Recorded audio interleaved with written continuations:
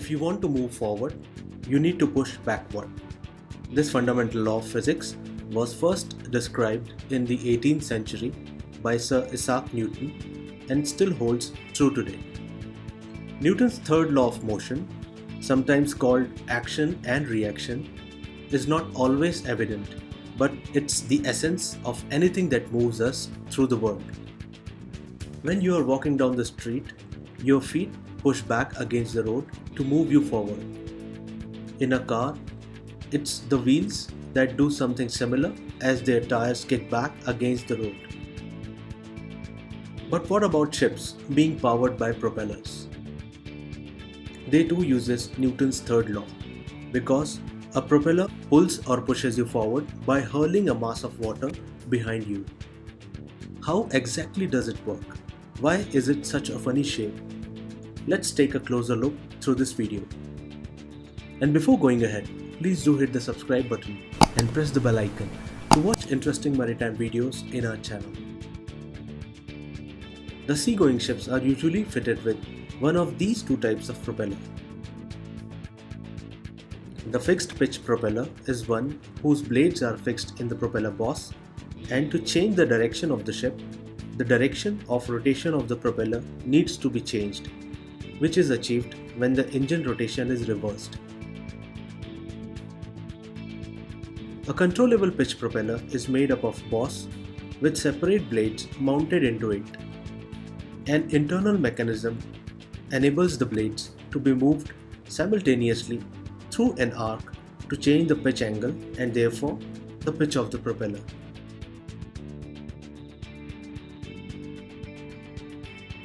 What does propeller look like and why the shape?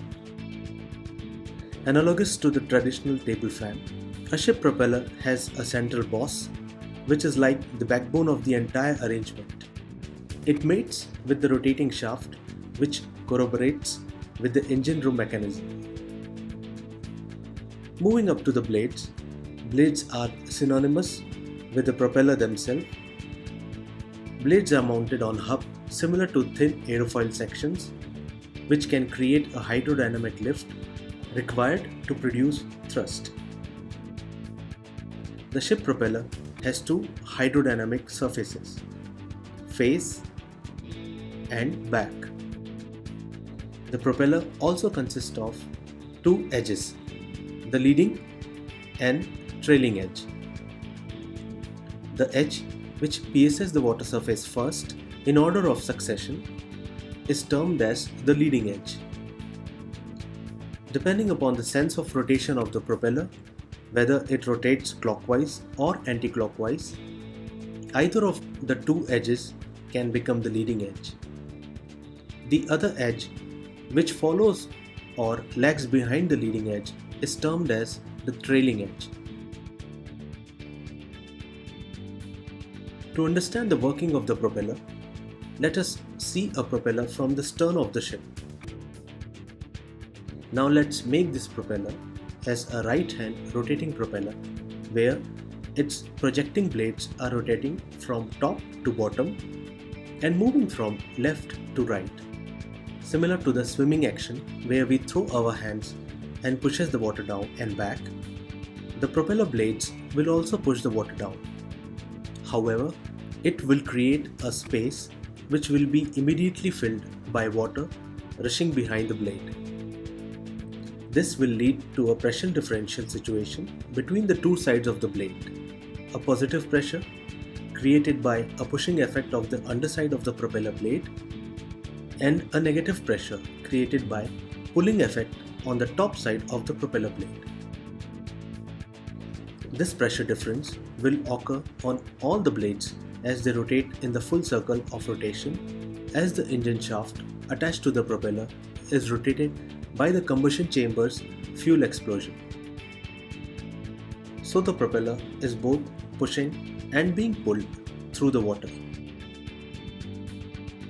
During this motion, the propeller produces axial and transverse thrust. The axial thrust produced by the propeller against the water acts on the thrust bearing of the intermediate shaft, which then transmits the thrust against the ship's structure to move the ship. Axial thrust or fore and aft thrust is the force which causes a ship to move ahead or astern through the water. The propeller blades are shaped to give the most efficiency when moving the ship ahead and less efficiency when going astern. The depth of immersion of a propeller has also an effect on working of the propeller. Transverse thrust is the sideways thrust of the propeller blades as they rotate. The upper blade work near the surface and their transverse effect is not sufficient to cancel out the opposite effect of the lower blades, which are much more submerged in water. The resultant thrust for a right-handed propeller tends to cant a vessel's stern to the starboard and her bow to port when the engines are put ahead. When going astern, the stern cant to port and the bow cants to starboard. This action cannot be controlled as the rudder is nearly ineffective when going astern.